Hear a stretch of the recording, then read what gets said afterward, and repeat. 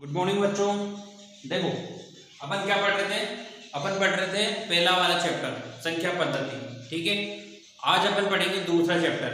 अब पहले चैप्टर में जो भी आपको समझ में नहीं आया हो, ठीक है, आपके पास टाइम है खूब सारा, ठीक है, आराम से देखना वापस से और बताना कि सर मुझे ये चीज समझ में नहीं आई। ठीक है, एक बात थी प्लस माइनस में गलती हो गई थी, अभी एक क्वेश्चन था उसमें परिमेयकरण के अंदर। ठीक है, तो ऐसी छोटी मोटी गलतियों को तो यार क्या बात करते तुम, ठीक है, कर लिया करो।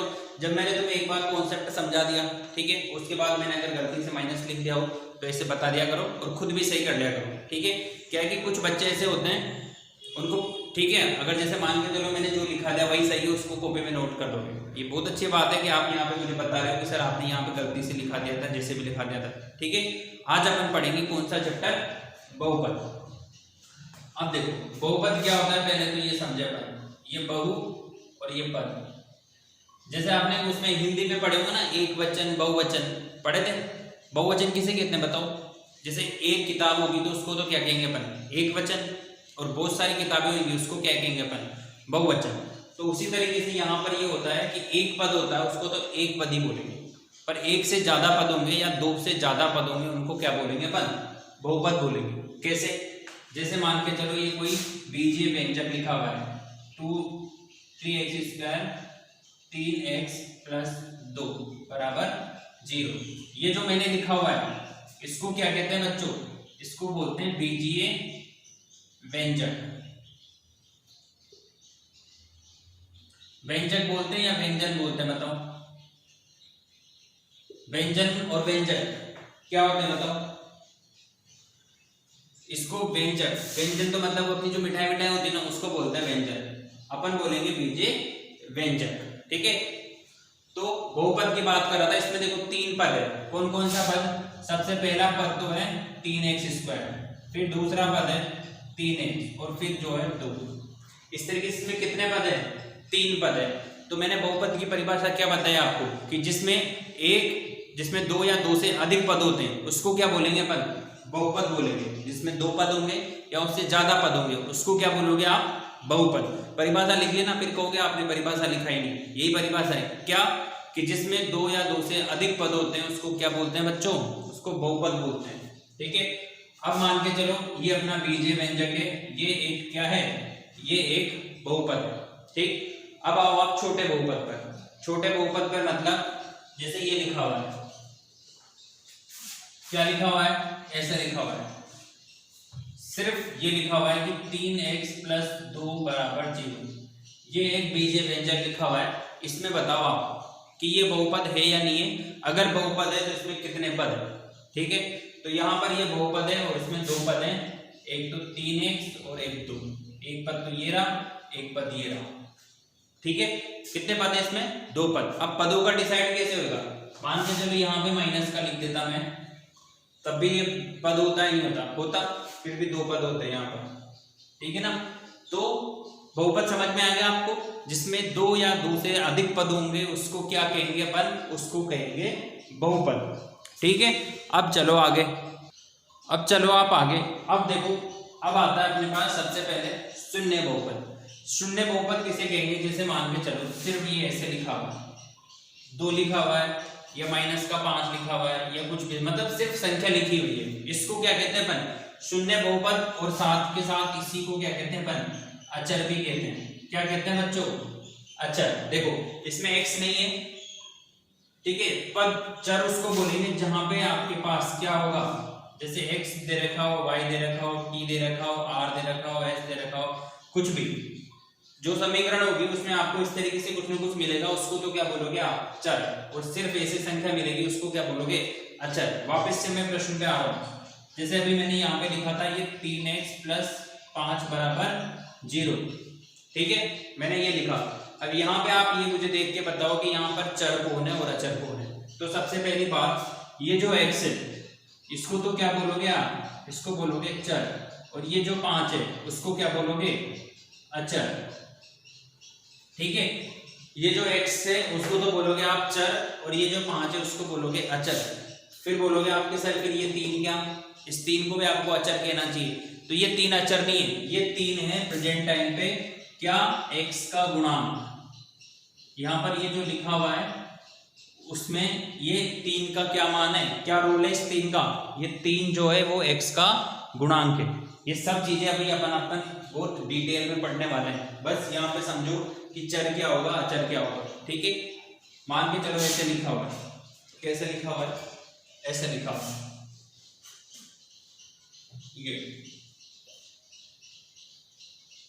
ऐसे लिखा हुआ है 2s + 3 = 0, ये ऐसे कुछ लिखा हुआ है। अब यहाँ पे मुझे बताओ कि चर कौन और अचर कौन। ये s है, ये s, ठीक है ना, ये s, तो ये तो हो गया क्या चर, ये क्या हो गया अचर, और ये 2 क्या है, ये गुणांक है। किसका गुणांक है ये s का गुणांक है। ठीक है, तो आपको चर अचर और गुणांक समझ में आ गया। देखो चर जिसका मान बदला जा सकता है, x का मान निकाला जा सकता है, x को अपन चेंज कर सकते हैं। अचर जो नियत रहता है, जो फिक्स रहता है, उसको अपन अचर कहेंगे। और गुणांक जो चर के साथ गुणा में रहता है। देखो ये 3x है, 3x है, इसको क्या लिखोगे आप, 3 गुणा x, तो इस x के साथ में गुणा में है या नहीं है, तो इसको क्या बोलोगे आप, गुणा। 3 चीजें समझ में आ गई आपको, सबसे पहले अचर, फिर चर, फिर गुणांक। मैं आपको बता रहा था क्या बता रहा था मैं, शून्य बहुपद, और शून्य बहुपद को क्या कहते हैं आप, अचर कहते हैं। कैसे कहते हैं, और शून्य बहुपद क्यों कहते हैं, समझो इस बात को। शून्य बहुपद, देखो अगर ये 2 लिखा था मैंने, तो इसमें 2 को मैं ऐसे लिख सकता हूँ x की घात 0। बताओ, इस 2 को x की घात 0 लिख सकता हूँ मैं। क्यों लिखा मैंने, क्योंकि मुझे यहाँ पे शून्य बहुपद बनाना है। कैसे बनाना है, देखो x की घात 0 का मान क्या होता है बच्चों, 1 होता है। तो इस 2 को गुणा करके लिखोगे आप 1 से, तो कितना आया, 2 आया या नहीं आया, आया। मतलब इस 2 को आप ऐसे भी लिख सकते हो। ठीक है, शून्य बहुपद था, इस वैसे मैंने यहाँ पे क्या बताया आपको, x की घात 0। मतलब अगर ये ऐसे होता 2x, तो ये क्या शून्य बहुपद है क्या, ये शून्य बहुपद नहीं है। ये क्या है, इसमें कितने पद हैं, 1 पद है। ठीक है, तो इसको 1 पद ये बोलेंगे। ठीक है, जैसे मान के चलो ऐसे लिखा हो 3x + 2, ये पद क्या बोलते हैं, इसको द्विपद, इसको बोलते हैं द्विपद बहुपद। ठीक है, जैसे ऐसे लिखा हो, ऐसे लिखा हो, इसको बोलते हैं अपन त्रिपद बहुपद। ठीक है, क्यों बोलेंगे, देखो इसमें 1 पद था, इसमें 2 पद है, और इसमें कितने पद है, 3 पद। तो अब आप बताओ मुझे कि बहुपद समझ में आया नहीं आया। ठीक है, बहुपद मतलब जिसमें 1 से ज्यादा पद होंगे, उसको क्या बोलोगे आप, उसको बोलोगे बहुपद। ठीक है, शून्य बहुपद समझ में आया नहीं आया, कि जो सिर्फ अकेला कांस्टेंट होता है। जैसे यहाँ पर ये 2 है और ये 1 है, ये क्या है बच्चों, ये अचर है, और इसको क्या बोलते हो आप, शून्य बहुपद बोलते हो। ठीक है, अचर और शून्य बहुपद 2 अलग अलग चीजें होंगी। ठीक है, अब चलो आप कहीं पे आगे चलो आप बहुपद के शून्य, टॉपिक है अपना बहुपद के शून्य। देखो इससे पहले मैंने आपको बताया था क्या, शून्य बहुपद वो अलग चीज है, उसमें सिर्फ क्या आएगा, अचर मान आएगा। और यहाँ पर बहुपद के शून्य में देखो कैसे निकालते हैं। जैसे मान के चलो ये 3 + x = 0 लिखा हुआ है।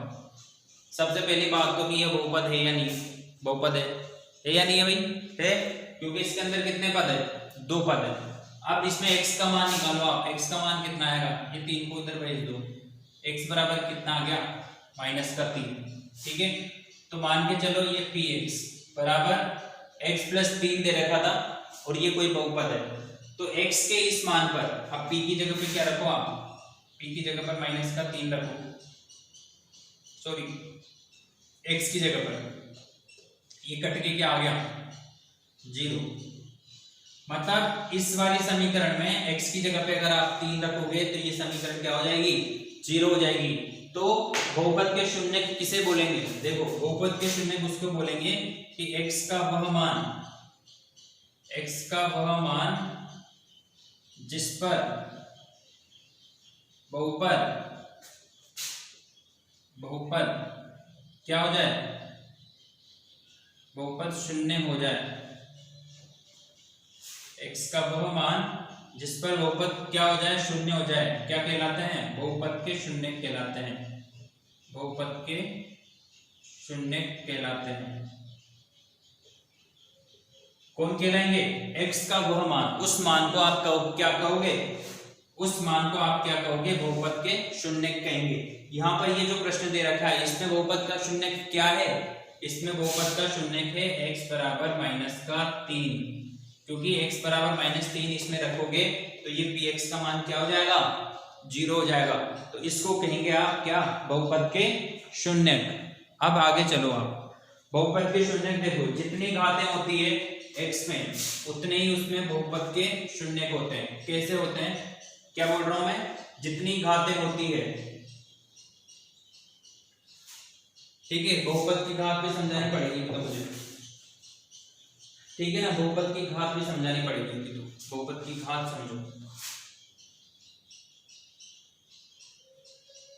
बहुपद की घात, जैसे घात क्या होती है बच्चों, जैसे ये x स्क्वायर लिखा हुआ है तो x की घात कितनी है इसमें बताओ, x की घात कितनी है, 2 है। जैसे ये x क्यूब लिखा हुआ तो इसमें x की घात कितनी है, 3 है। ये x की घात 5 प्लस x की घात 4 ऐसे लिखा हो तो x की घात कितनी बताओ। अब आप बोलोगे सर कि यहाँ पे तो यहाँ पर 2 भी है और यहाँ पर 5 भी है, तो देखो अपन को इस पूरे में से जो सबसे बड़ी घात होती है उसको गिनना है, ठीक है। x की घात कितनी है बच्चों, x की घात है 5। देखो जब अकेला रहेगा तो उस टाइम पे तो जो दे रखा है उसी को गिनना है, पर जब x 1 से 2 बार आ रहा हूँ या 3 बार आ रहा हूँ, जैसे मान के चलो ऐसे लिखा हुआ है, ये 5x square plus x plus 1 बराबर 0, बताओ x की घात बताओ, ठीक है, कितनी होगी x की घात, इसको देखेंगे, इसमें x की घात कितनी होगी, 2 होगी, ठीक है। तो आज मैंने आपको क्या समझाया, बहुपद के शून्य, बहुपद की घात, ठीक है, बाकी अपन कल पढ़ेंगे, ठीक है। Thank you.